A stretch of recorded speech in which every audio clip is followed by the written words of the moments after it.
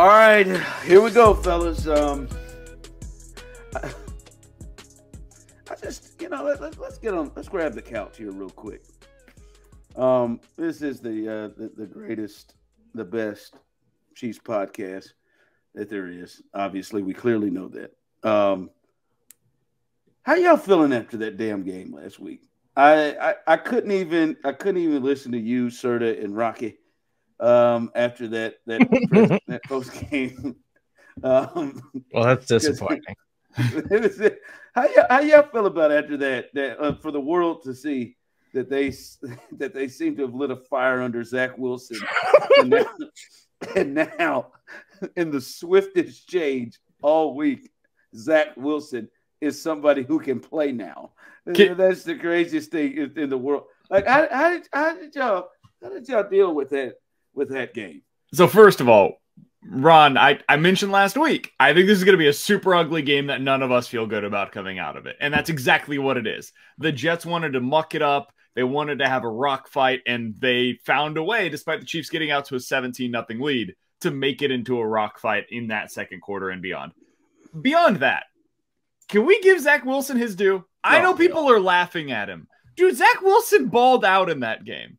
Zach Wilson in the second half made some of the best throws I've seen by a quarterback this year. Like, he was amazing. And I don't know how or why it happened, and I don't expect it to ever happen again. It was a one-night thing where he just, like, had the game of his life, and that's it. It's over. He's going to turn into a pumpkin. But Zach Wilson was unbelievable in that game, and he deserves a ton of credit for the way that he played. Every now and then in sports, we see players who just have nothing to lose football games. And that's exactly what that performance from Zach Wilson was. Like, he was like, national stage, prime time. Taylor Swift is here. Wolverine and Deadpool are in the building for some reason. Like, celebrities everywhere. Zach Wilson was just like, I'm going for it, and I'm going to have complete disregard, and I'm just going to try to play totally unconscious, out of my mind football. And that's exactly what he did. Now, if this actually transforms into something and he winds up becoming a good quarterback, I'm fine with that happening against the Chiefs, and the Chiefs being the thing that kickstarts Zach Wilson, because it's not going to turn into anything. But if it actually did, it would be funny and interesting for football. So I'd be on board with it. But I don't feel any differently about this football team than I did before that football game. Like, it's exactly how I thought it was going to play out. The Chiefs defense Zach Wilson was better than I expected. The Chiefs defense wasn't as great as I expected. And it was a closer game than I would have liked. But defensively for the New York Jets, it's exactly what I expect from that unit. I believe they're a top 3 defense in the NFL. And I think they looked every bit of it, on top of some sloppy play that we've seen from the Chiefs.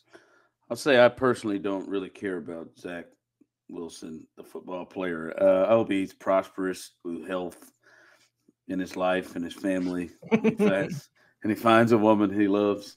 And that's fine. I don't really care that he played well. I do find it entertaining that guy could not play last week, and now all of a sudden, hey, this guy is legit. He is a good quarterback. Like, no. Anybody saying that? Relax. Relax. That's been a spin. I'm not saying Tim Tebow won a playoff game. Sometimes weird things happen in football. Now Tim hadn't done that. Tim could dream to throw any of those passes that Zach threw last night. But I mean, it was one night only. I don't really care about it. I'm gonna tell you honest.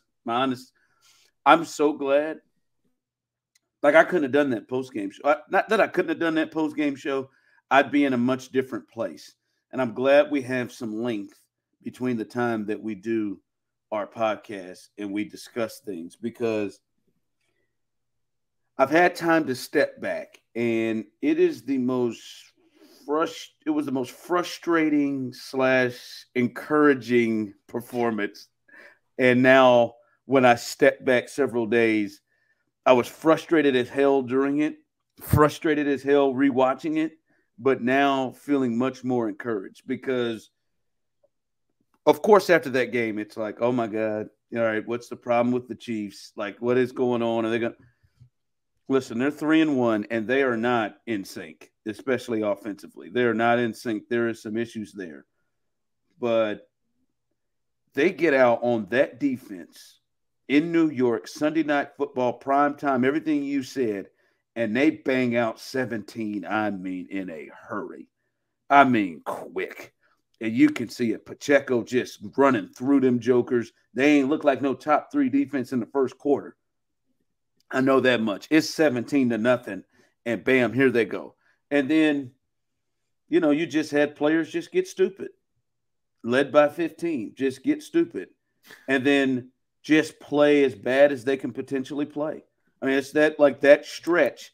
And I'll give the Jets credit, but I think it was really turning the pistol on yourself more than anything else. I think it was self-inflicted. And Patrick Mahomes just got into this, yeah, man, I'm looking directly at the coverage. I see you.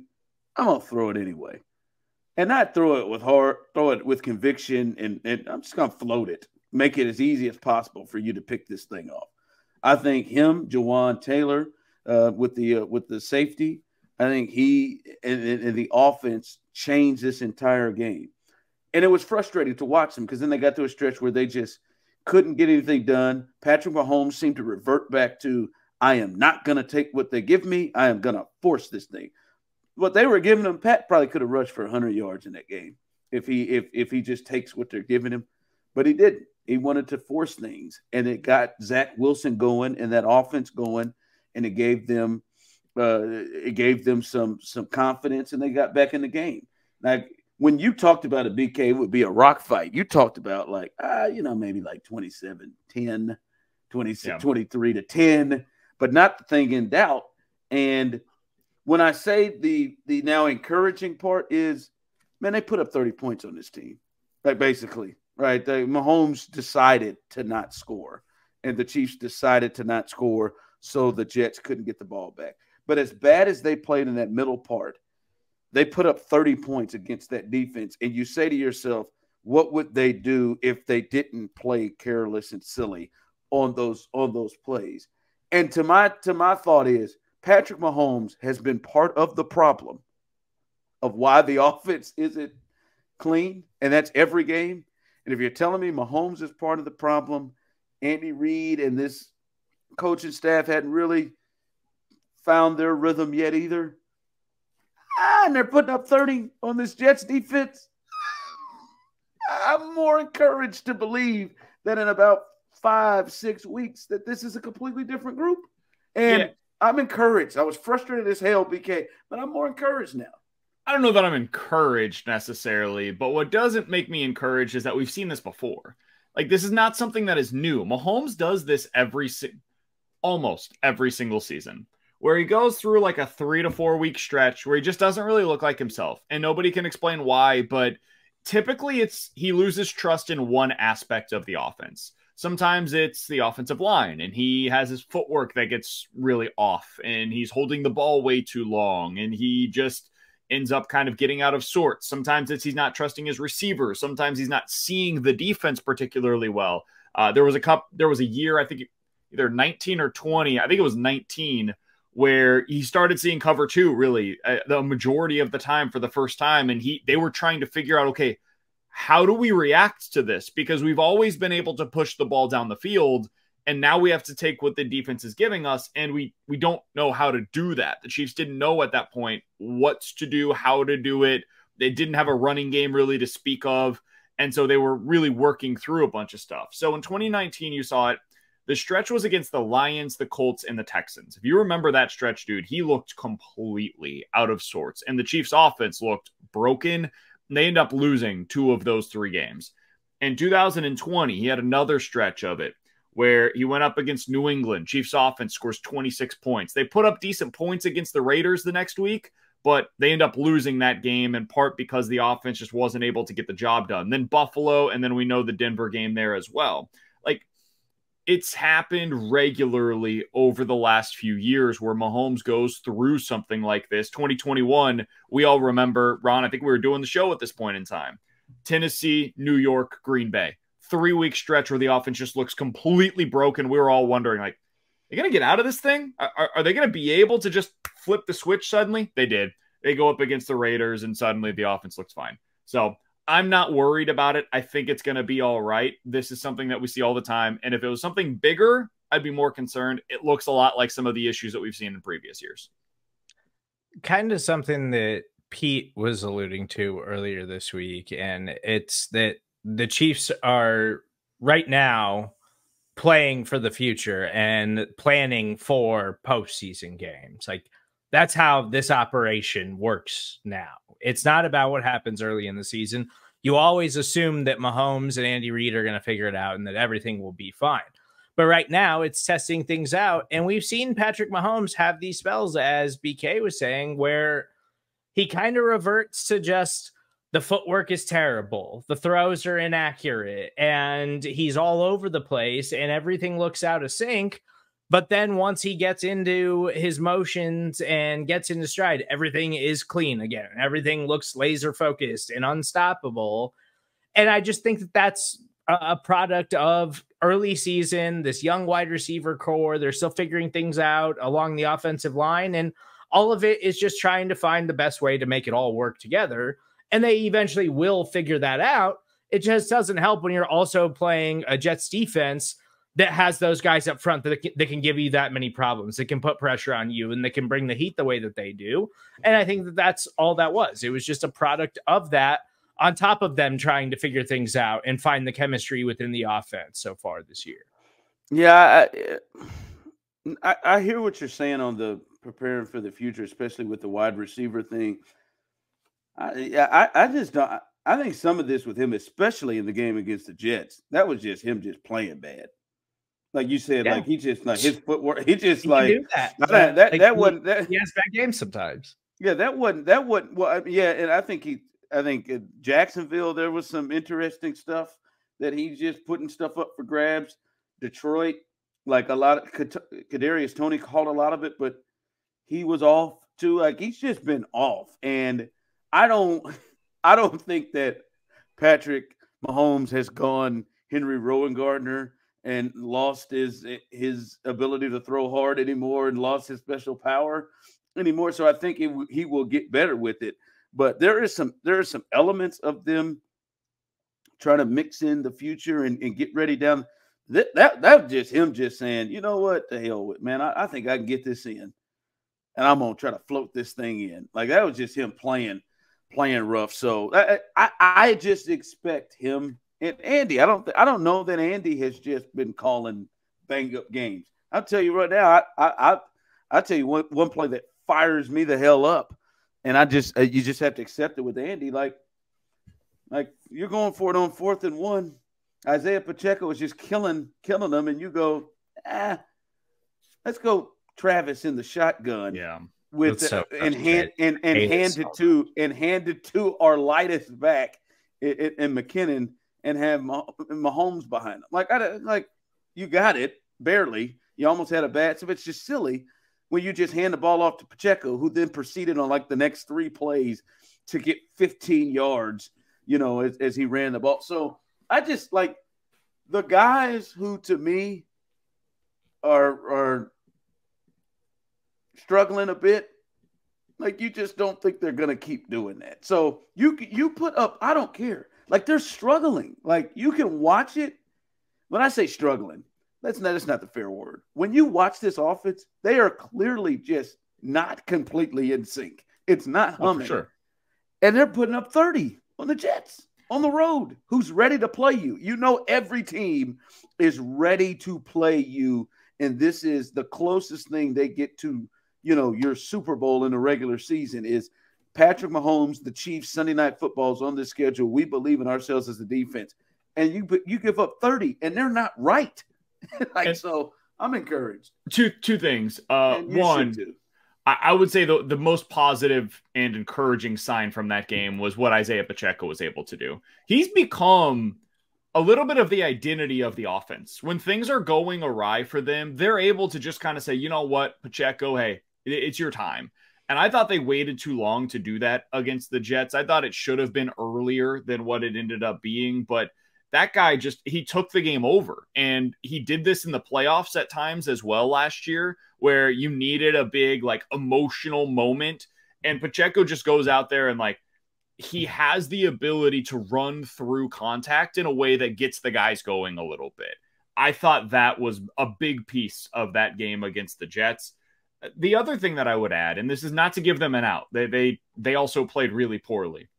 There was just some weird stuff in that game, dude. Like, you look at when the game turned, it was on the safety, which, whether you want to call it a safety or not, I think it was the wrong call. But either way, they put themselves in a bad spot there.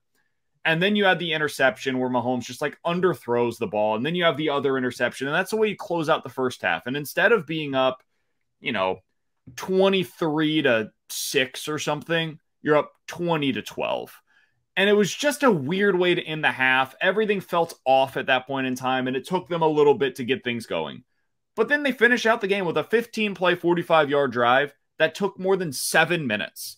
I didn't know this team had that in them 2 years ago, man. I don't think they did have it in them 2 years ago.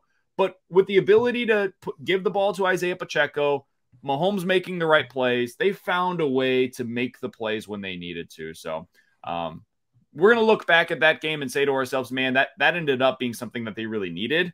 It just sucks going through it at the time. It is miserable to watch games like that. And I don't believe that we've seen the Chiefs' best performance yet, like by a long shot. And I understand. We better not have. I understand they put up 41 against the Bears a couple of weeks ago, but that's a team where Chiefs' talent level compared to Bears' talent level is in a totally separate class. Like the Eagles and the Bears, or the 49ers and the Bears. Like Chiefs' talent level compared to the Bears' talent level. Well, and the coaching's not even close. Yeah, and all those teams should drop 40 points on the Bears easy, and we shouldn't even think anything about it. So, but they're going to put it all together, and I think an encouraging sign, like BK said, is with Isaiah Pacheco. And I understand Mahomes is the reason all of this works, is the reason that you're competing for championships every year. And Andy Reid wants to use Mahomes because that's more fun. And Andy wants to throw the ball and put up points. But as we've seen with the Eagles too, which the Eagles are undefeated right now, but the Eagles haven't looked totally dominant through 4 weeks of the season. They've kind of been stagnant, kind of like the Chiefs have. And when the Eagles need to settle down, they just run the ball because they're like, once we commit to the run, there's not a team in the NFL that can truly stop us from running the ball when we want to run the ball. And the Chiefs aren't quite like that, but I would like to see them lean into it a little bit more and use it to try to open up the offense a little bit more. So I think that was a really encouraging sign from them against the Jets. I think they had to lean into it because 15 and the passing game was at such a struggle. But with all of them, and it's something they can turn to. Hopefully, we start to see the passing game look more in terms of production, what we're used to seeing. All right, we do this every week when the Chiefs have the ball. And look, let's go to where everybody sees a lot of the problem. And I'll throw it out to you. How concerned are you that we're 4 weeks in? We've seen some up and down performances. There have been some times where you felt like, hey, you got something here, especially after like the Jacksonville game and things of that nature. How concerned are you about the wide receivers? The wide receivers were 4 games in. How concerned are you about the wide receivers right now? Ron, let me ask you this first. Do you know who leads the Chiefs wide receivers in receiving this year? Rashee Rice. That's what I would have said. Rashee Rice or Justin Watson. Because Sky has had 2 games where he hasn't caught a ball. Yeah. And he's probably had maybe the biggest game. Was it Justin Watson? Yeah, it's Justin Watson. It's Justin Watson is the leading receiver on the team right now, and then Kelce, and then Rashee Rice, and then Noah Gray is tied with Sky Moore with 112 yards so far in the season. They're both averaging 28 yards per game. By the way, Marquez Valdes-Scantling all the way down at 104 yards on the season. He has all of 6 receptions on the year, 26 yards per game. I'm not overly concerned about it just yet because I think they have somebody that can emerge from this group. And it's not my guy. My guy coming in was Sky Moore. I like Sky Moore. I think Sky still has the potential to be something for this team. But at this point in time, I have to take off my homer hat, put on my realistic hat. And I think the guy that can be a real player for them is Rashee Rice. He looks to me like Sammy Watkins. Like the Sammy Watkins that was here in year 1 for the Chiefs that really helped him and ended up being a huge piece to that team. I think Rashee Rice can be that guy for you. And that is basically just a better version of Juju Smith-Schuster, who last year was the #1 wide receiver option for the team that ended up winning the Super Bowl. So I am not overly concerned because I don't think too much has really changed in that receiver core from a year ago. They just have to decide who's going to be in that role. They've been trying Sky Moore, and it has not worked thus far. I think it is time to give Rashee Rice a little bit more playing time, and it's starting to go in that direction, but it needs to continue heading in that direction. I know it's really hard for Chiefs fans, and it's easy to point to them because, like, you don't want to point to Mahomes, and you don't want to point to Kelce. You don't want to point to other places. So it's those guys, right? And it's just the same thing as they have to be patient, right? They gotta be patient. Like, to be honest, in this particular game, I don't think the offensive line even allowed them at times to be able to run routes. But the thing to me is why I'm not concerned is because of what they need to be. They need to be, we know the blueprint. They need to be what they were last year. As they need to be. They need to be that. They need to find someone who's able to play off of Travis Kelce. And I agree with you. The last couple of games that we've seen, the best guy that has done that in the middle of the field has been Rashee Rice. In the Bears game, he was playing right off of. They were running that route where Travis comes out first, and, of course, they go to him, and Rashee Rice is right there. The middle of the field, he had another play like that against the Jets in the middle of the field where he can catch the ball and he can get busy after he catches the ball. He's a yard after catch type of guy. He can get busy doing that. So I think he is the guy, but I still think all of these guys are going to have their respective roles. I'm not throwing the dirt on Sky Moore. I never thought Sky Moore was going to be a #1 type receiver like clearly you two did, but I do think like he is a guy that can complement these guys. I think MVS can be what he can be, and he shows up, sometimes like he did against the Bengals. I'm sure he'll play his ass off against the Bengals. He likes to play against them, right? And like Kadarius Toney will have his space and his role to do things. And it's just going to take some time. So I am not like going crazy into thinking that they're not good enough to win a Super Bowl. They are going to be, because what they have to do is match what they have from last year. And I'm sorry, they are more talented this year than they were last year. And I want to wait till 4 games before I am convinced that they need to go in a different direction. So I've seen a lot of people this week, especially kind of saying like the Chiefs really have to decide who their guys are that they want to get on the field, and like really lean into like getting those guys opportunities, which like ideally, yeah, you'd love to have like a top end guy who is going to play 80 to 90% of the snaps on a given week that you can rely on and can make plays. They don't have that, but they didn't really have that last season. And this season, I don't think you necessarily need that either. Like you can still make it work the way that it is right now. But I think without question, it is apparent that Rashee Rice needs to get more opportunities. He needs to get on the field more. He needs to be involved more because he's the only guy who has truly stood out in that wide receiver room. And, there's still a lot of like Justin Ross, like get him mixed in. And sure, I'd like to see if he could do anything, but MVS is the guy that I think is most frustrating to me because like Justin Watson's going to have his moments. Mahomes likes him, takes deep shots. He makes plays occasionally. Sky Moore might have a big game here and there, but it seems like he's pretty inconsistent. MVS is the most frustrating thing to me because MVS is the guy that's going to get snaps no matter what, and it. They're not going to take playing time away from MVS, I don't believe. I think that he is the veteran in that room that they really like, that they really rely on, and they believe like we can count on him to make a big play when we need him to, be in the right spots, and all of that stuff. And it's been so spread out with the wide receivers, but MVS, I don't think is going to have his role diminished to a certain point, like the way other guys can. And that's frustrating because, as BK just mentioned, he doesn't produce consistently in any way, but they lean on him like he is the main guy in that locker room that they have to look to when they need somebody to go get something going. And he's just not that dude. He's never been that guy. No, but hold on, Serda. Who is he? Like, who is producing consistently that he is taking snaps from? Like, who are you saying, like, this person needs to get on the field and MVS has taken it from them.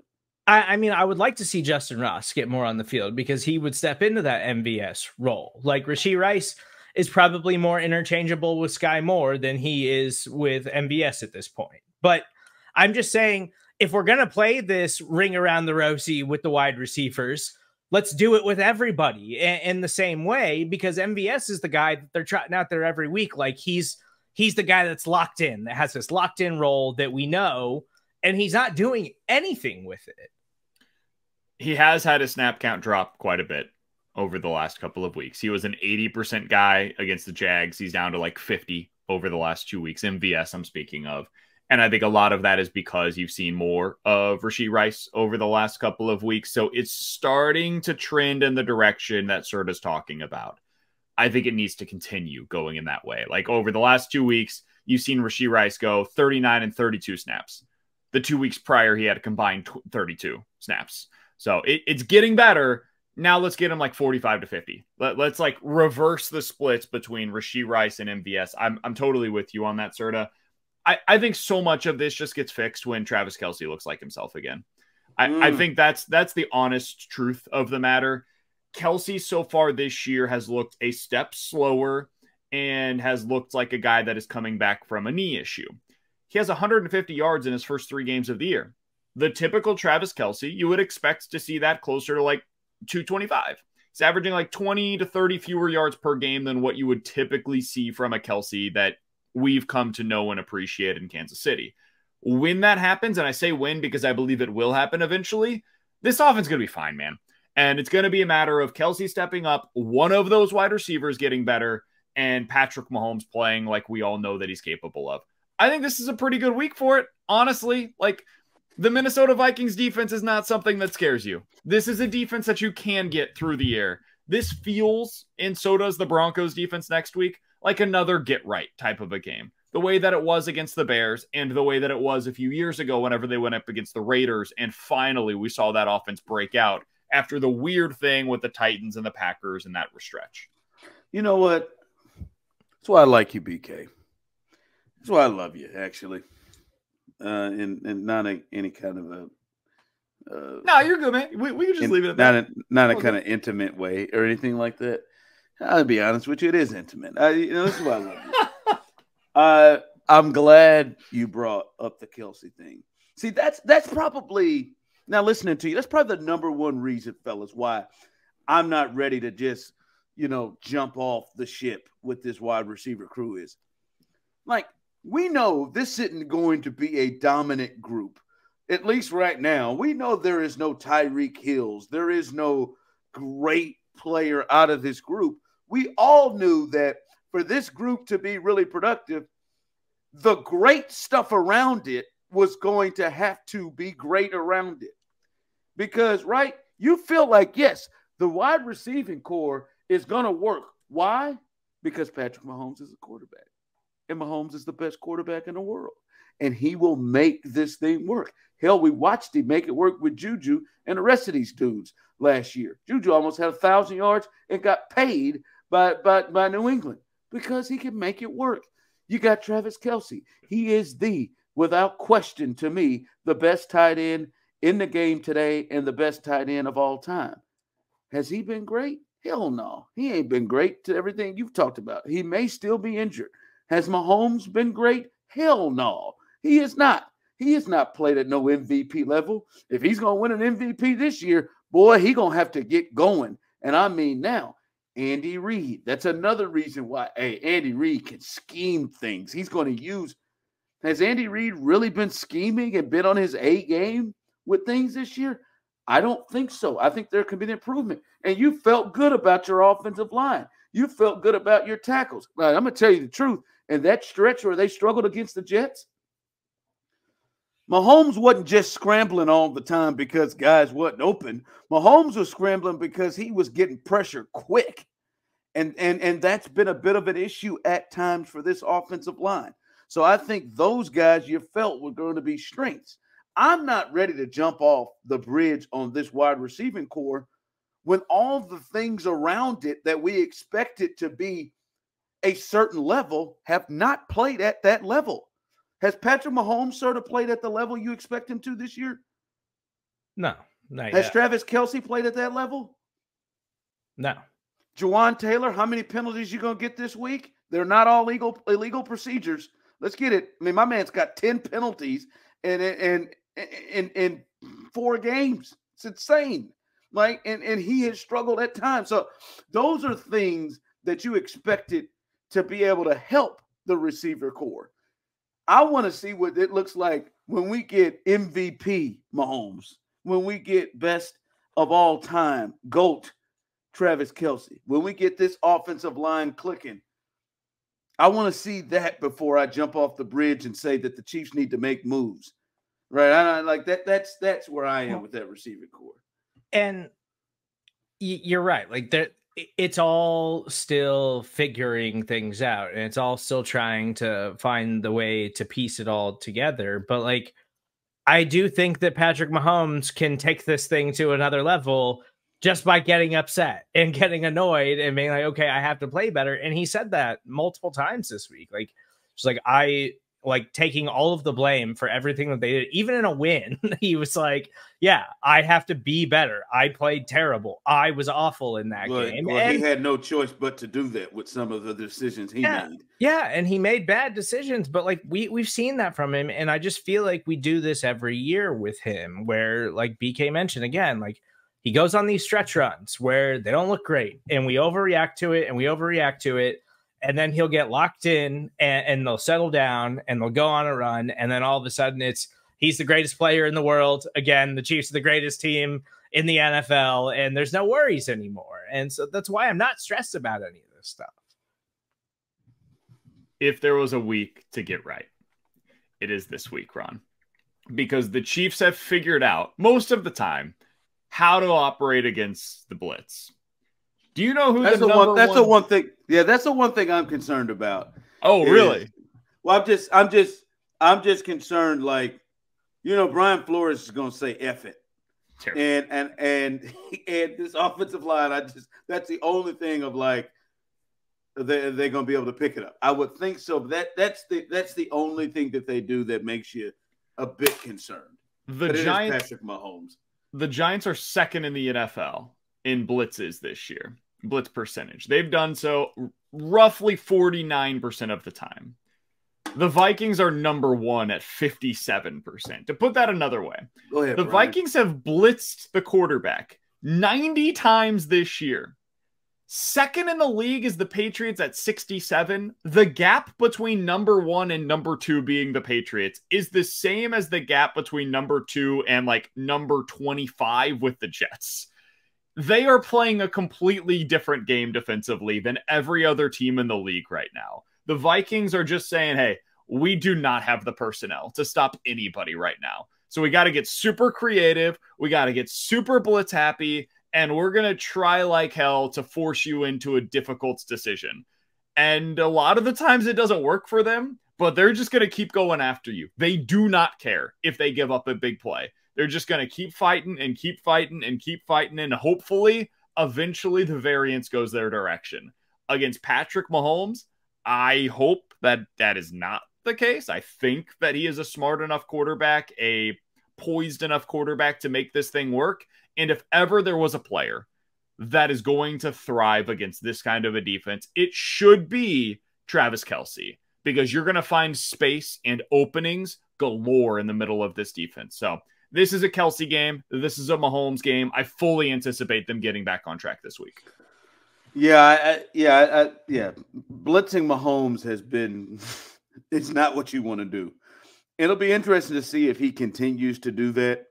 He doesn't know any other way. That's the only way they play defense. He knows the other way. I would not be surprised if he watches and says, all right, let me sit back. No chance. And blitzes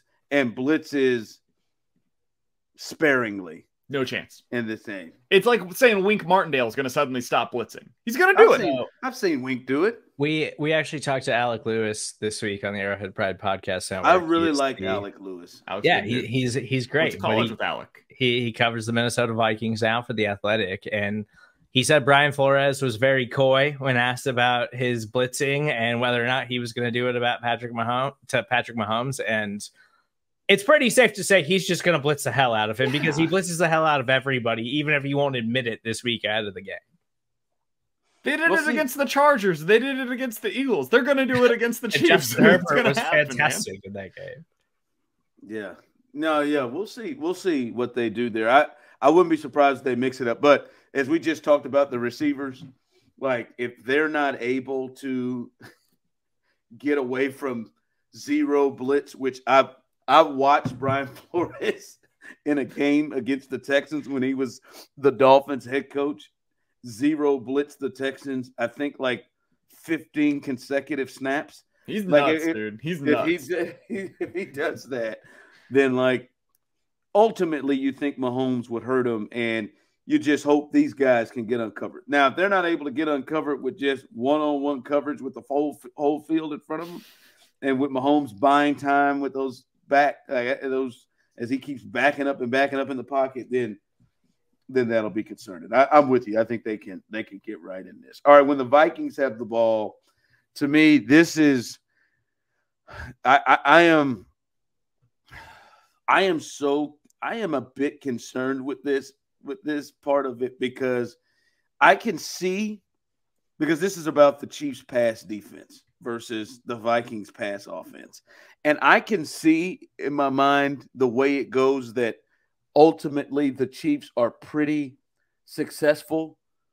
But then I can also see, like, in my head where TJ Hawkinson is eaten because Justin Jefferson is eaten, and then, all of the weapons they have outside and around him, and Jordan Addison is beating you up the field because he's probably going to be singled against somebody.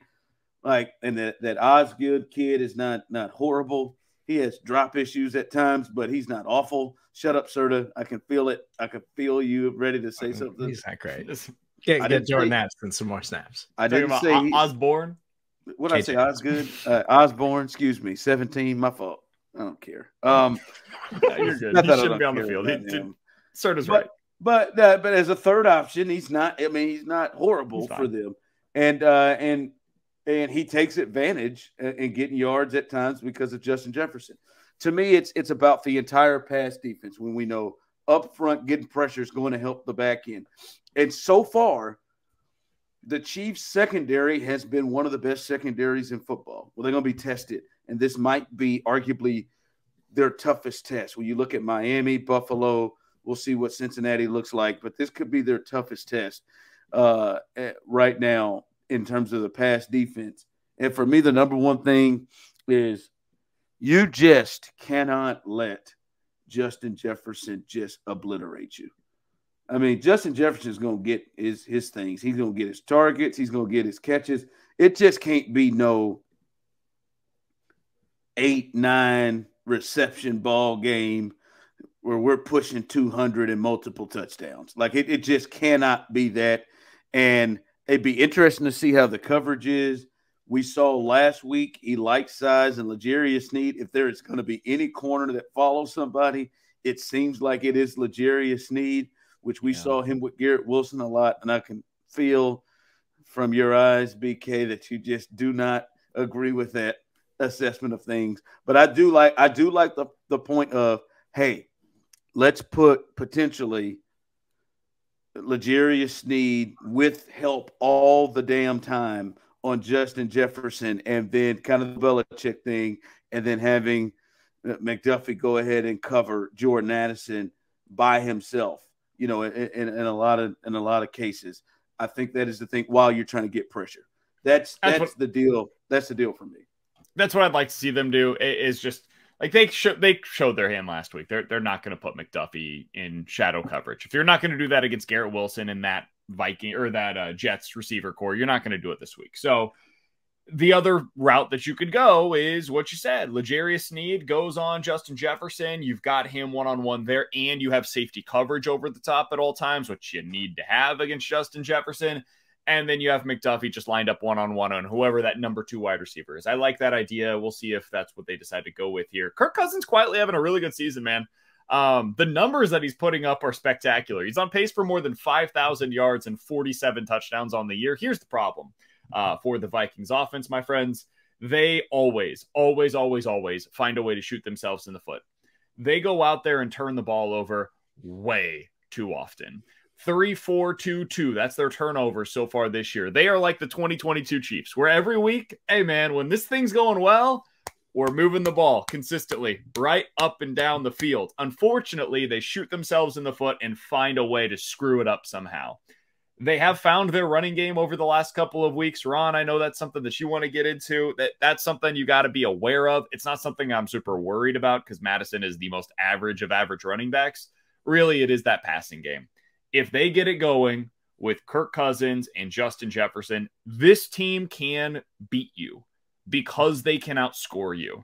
But really, that is the only thing that the Minnesota Vikings do really well right now. They throw the ball well. They don't really defend it well. They don't really run the ball all that well.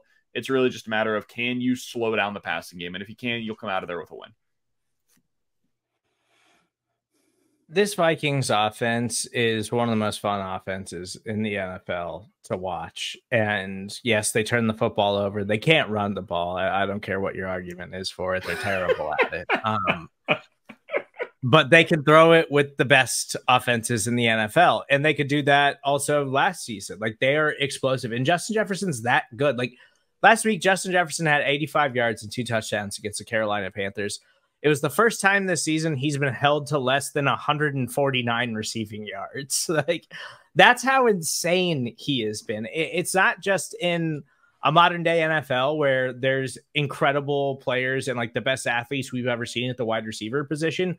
He is the best, and it's not really that close. Like, it's not just that he's a number 1 wide receiver. You got to go shut down. You're talking about the guy who is the best wide receiver in the NFL, and he's separated himself from everyone else because he's that good. He's incredible at everything. But I think the Chiefs defense can try to do a little bit more of like what the Panthers did, where it's just like, if he goes for 85-2, you're just like, yeah, that's Justin Jefferson. You're good with that. You just don't want him to go for 170 and 2 or 3 touchdowns. I think the thing that'll be interesting is how often they do really just put Snead like on an island with him or McDuffie or Watson. Never. Because you should never do it, because never. No. There's no island. What are we talking about here? Well, like that's where he really kills you is man-to-man coverage. He will eat that up all day long. I don't care who the cornerback is. Like, Justin Jefferson is that talented. He will just destroy anybody in one-on-one coverage. So they can get pressure on Kirk, though. Like, they can get this offensive line not particularly good. They can get after him. They can try to force turnovers. Like, that's the key to this thing, is like getting pressure, forcing Kirk into turnovers, making Alexander Madison fumble the ball, and you just kind of live with whatever Justin Jefferson does to you. This is one of those Chris Jones games. Ed Ingram, number 67, right guard for the Minnesota Vikings. You should be lined up over him every single play. Ed Ingram can be a decent run blocker. He's got some skills in that regard. Big dude, gets out in space. As a pass blocker, not the dude you want out there. So if I was Steve Spagnuolo, and I'm sure he'll have a great game plan ready to go with a bunch of stunts trying to take advantage of Ed Ingram, but specifically with Big 95 lining up across from him, I would expect a healthy dose of Chris Jones going up against Ed Ingram trying to get to some of those incentives this year. Yeah, I don't know what you're talking about, Steve. I'd fire Spags if I was Andy, if he ever went single coverage on Justin Jefferson. Spags drops pass rushers in the coverage all the time. Like, I don't give a damn. It's not unheard of to do something absurd like that. I don't care. I just say it. I'm telling you that if he's singled up, if he's allowed to be singled up once, I'd fire him. If I was Andy, I'd at least sit him in timeout, and I would make him Mike sit Edwards, a quarter.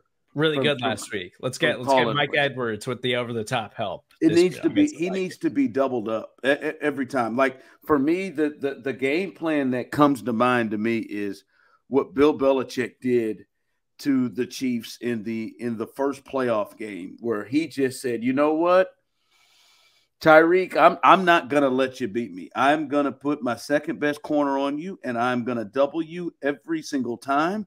I'm going to put Gilmore on Kelce. They don't really have a Kelce, like nothing like that where you can deal with. I'm just not going to let you beat me. I'm just not going to let you. I'm not going to let you.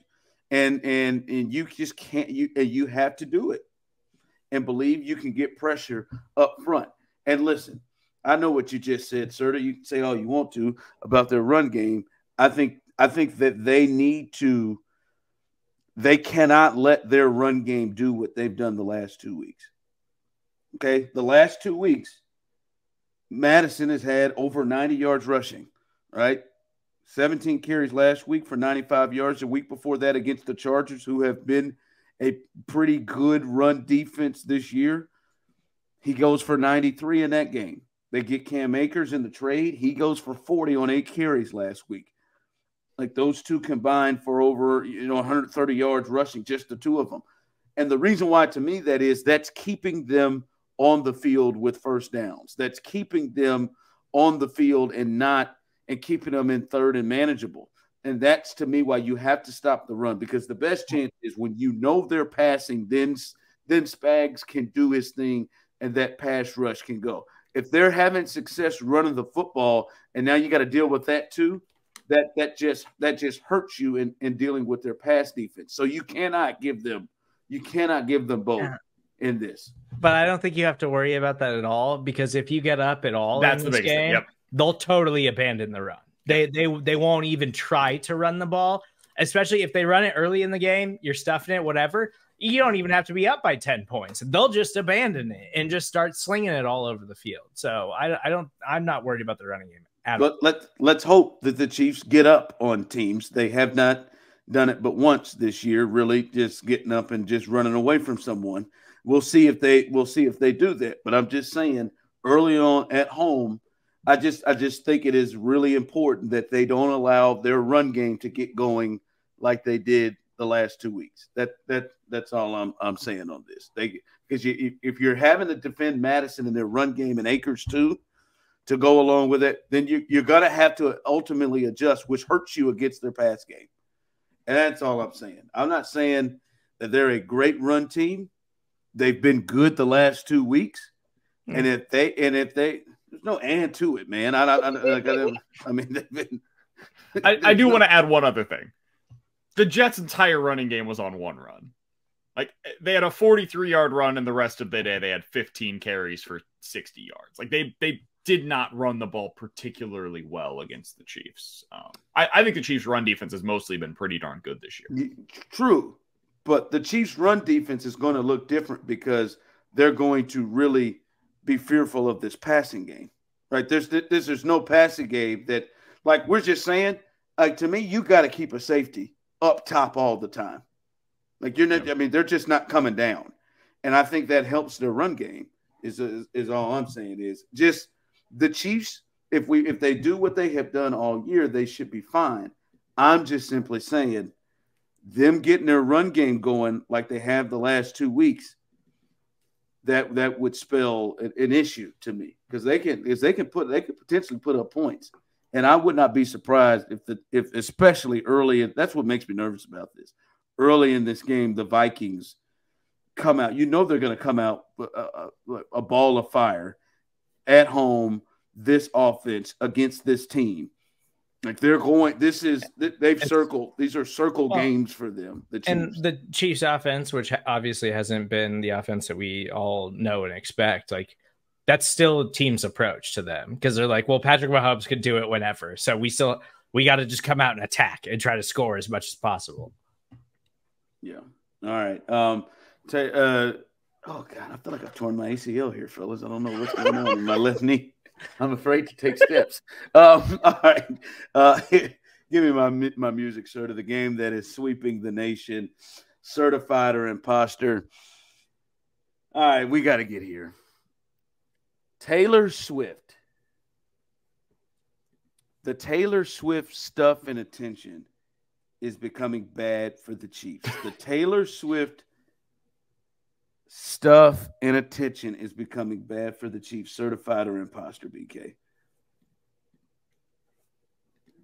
I think it's becoming... Oh, you were even thinking about it. Oh, wow. I think it's becoming a thing that people are annoyed by. And I think that even includes Travis Kelce. Do you mean the people in the locker room? Yes. That you think? Really? I think people are like, all right, listen, this was really fun. It was entertaining for like a week or two. And it's the old Michael Jordan saying, right? Like, might want to be me for a day, might want to be me for a week, might even want to be me for a month.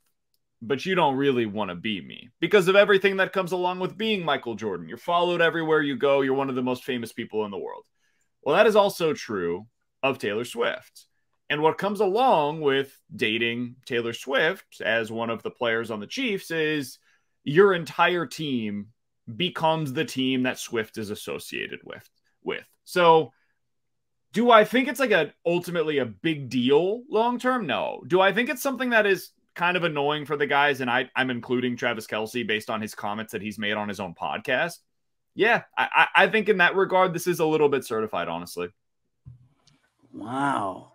It's, well, like, just judging Travis Kelce, like, based on the comments that he's made kind of publicly recently and on his podcast, I just don't think, I don't know if he really grasped the level of fame that she has compared to him. I think that he believed, I'm a very famous Hall of Fame athlete, like, people know who I am, and like, you know, I've been famous for a long time. It's not that big of a deal.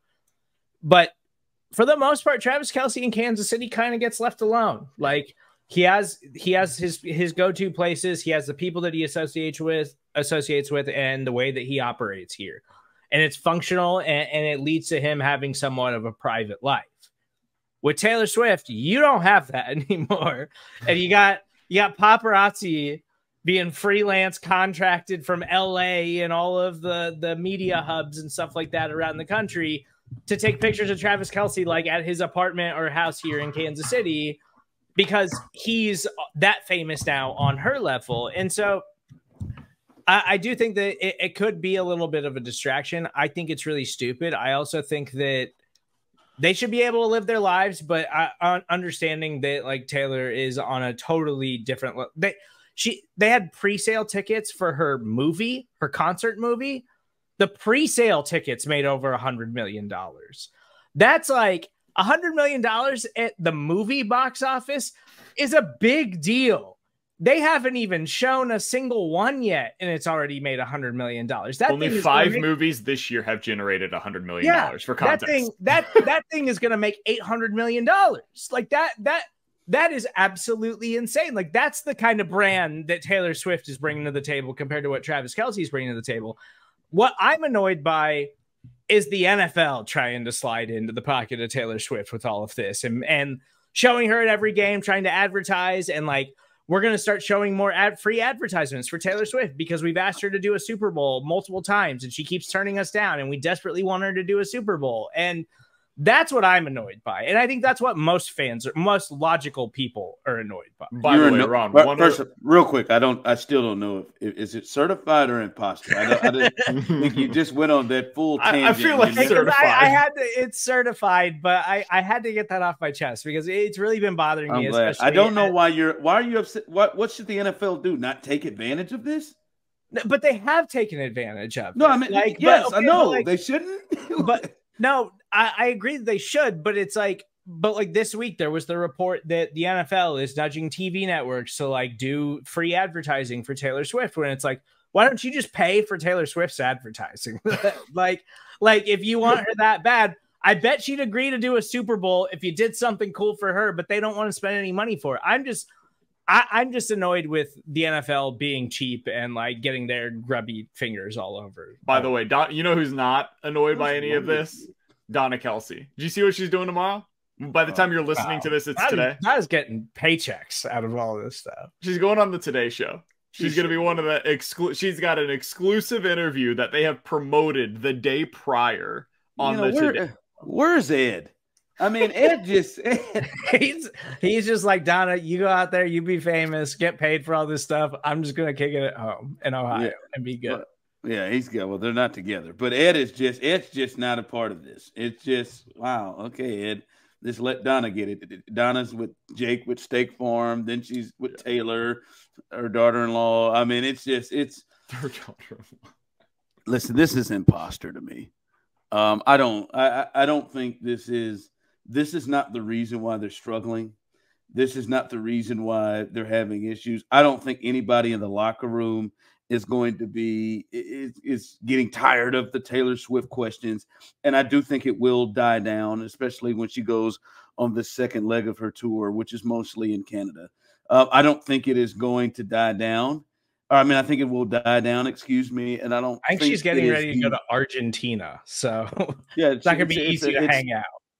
It's overseas and a lot in Canada. But I don't think for the guys that this is becoming an issue. Like nobody, I don't think that people that matter, those guys will get cut. I don't think people are jealous of Travis, right? Like I don't think like if Wanya Morris or whatever is jealous, Travis going to get his ass cut. I don't think those guys walking around like, look at this attention that Travis is getting. Look at this attention that Pat's I don't think it's that. I think it's like we don't want this attention anymore. I think that's more of what it is. Yeah, I don't. Yeah, but I don't think it's going. Like for me, is this going to affect them from winning? And I don't think so at all.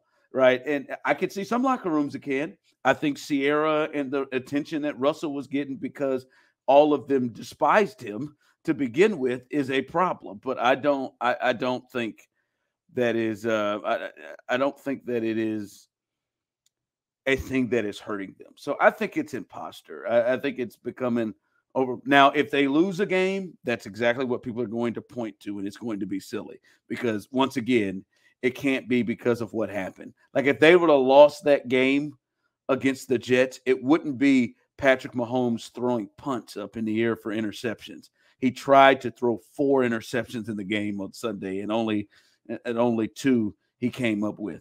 It would have been about the distraction of Taylor, and I don't think that is the case. So I'm going to say imposter. I don't think it is stopping them from winning. All right, the game, our predictions here, the game coming up against the Vikings in Minnesota. I know a lot of Kansas City fans are traveling there. I know people, my mom, my father-in-law, they're both going to that game.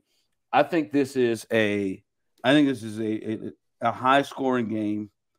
I think the Chiefs, I feel like in this game, this is one of these games that the Chiefs will never really feel like they're going to lose, right? And I would have been concerned about this game being like an indie game from last year where they just overlooked. But the way the offense struggled after that 17-0 start, I think the offense is going to be really keyed in. I think Patrick Mahomes is pissed, like Serda said earlier. I think they're keyed in to put together a really good performance. It's a primetime game again, although it's at 3:25, but it is going to be in most homes. I think they are really focused in more than they would have been had they just blown out the Jets like it looked like they were going to. I'd say like something like 34 to like 24 feels like the score to me. I think it's going to be a little closer. I think that it won't feel as close as the ultimate score indicates, though. 34-30 is what I've got. High scoring, ends up being a fun game to watch if you're in fantasy, like doing daily this weekend, play a bunch of players from both of these teams. I like the Chiefs to win. I think it's going to be close. I agree. I think it's going to be 33-27. And I think this is kind of the MO for the Vikings, where they turn the ball over early in the game, get down big, then just throw a bunch, and Justin Jefferson and Jordan Addison and TJ Hawkinson make a bunch of plays, and they make it close at the end, but you're not really actually worried about losing the football game. And that's kind of how the game script has gone for every game for them this season. So I think it's a close game, but I think the Chiefs win. All right, we'll see what happens. See if they can get to 4-1 and take advantage of this stretch of games, because they should stack up some wins with these games they got coming up. We are out.